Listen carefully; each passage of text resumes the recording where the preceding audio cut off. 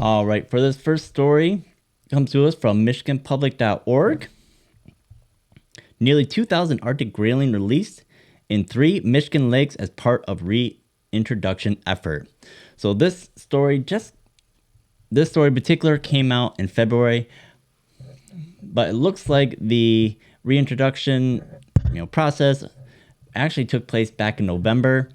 This is just when this story kind of caught wind, or highlighted this, and I caught wind of the story and what they were doing. I had heard rumors that they were going to be reintroducing Arctic Grayling, but I didn't get any additional details on that. So this story here is going to highlight those reintroduction efforts. So again, this reintroduction took place on November in 2023. So let's get into the story here. The release of these well-traveled grayling represents a milestone in Michigan's plan to reestablish the species to the state.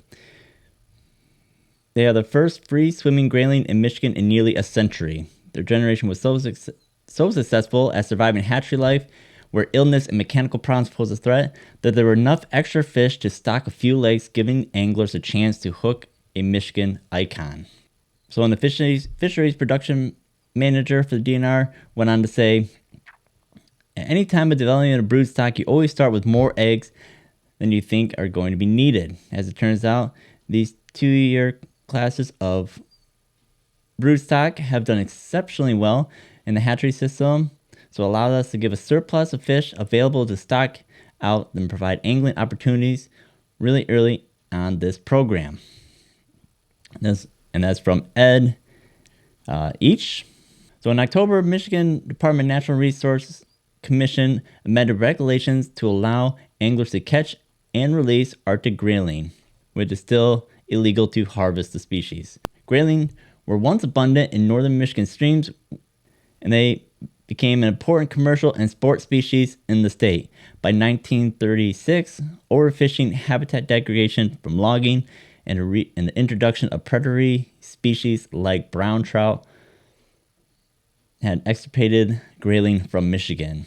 In 2016, the DNR, in partnership with the Little River Band of Ottawa Indians, launched a Michigan Arctic Grayling Initiative. Their goal is to reestablish self-sustaining populations of Arctic grayling within previous historic range. No.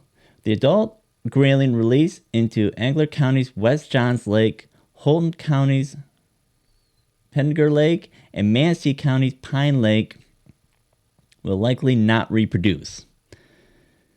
They did not have a chance to imprint on the water as fry and won't recognize it as breeding ground. The program is quite close to establishing grayling populations that can reproduce.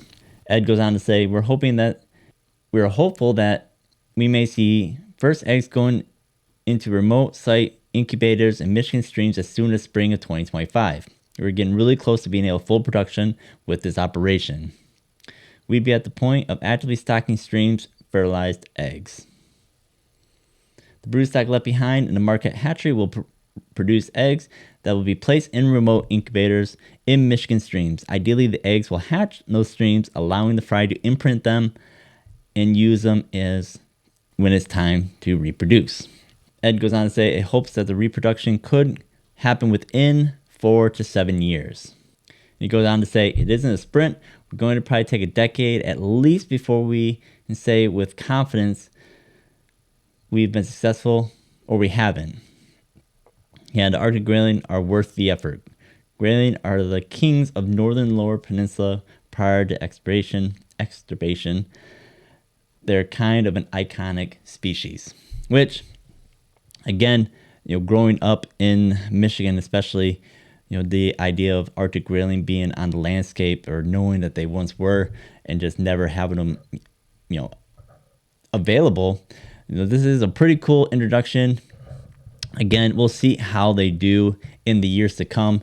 Again, when it comes to other predatory fish, they may get their numbers decline quite a bit. But again, hopefully with the work that's been done on, maintaining and, caring for the waterways and lakes and streams and rivers for Michigan, that they do well, at least in terms of habitat wise. Again, with the introduction of other predatory fish. We'll see how well they can do and survive, that peril of life for them. But pretty exciting. Again, more to come on that, on how successful they are in the years to come.